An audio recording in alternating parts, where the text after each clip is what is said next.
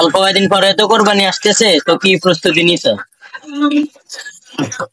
আসলে বন্ধু, মহান আল্লাহ তাআলা এবার আমাকে কোরবানি দেওয়ার তৌফিক দান করে নাই। এজন্য এবার আমি কোরবানি দিতে পারবো না। বন্ধু, তো তুই কি প্রস্তুতি নিছস?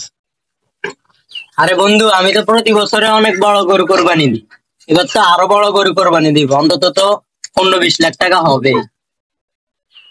এলাকায় আমার একটা নাম ডাক আছে না, আমি কি ছোট গরু কোরবানি দিলে হবে? আমি তো বড় গরু কোরবানি দিতে হবে।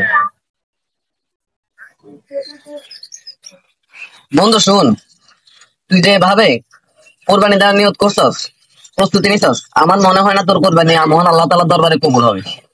কারণ মহান আল্লাহ তাআলাকে সন্তুষ্টি করার জন্য কোরবানি দিতে হবে।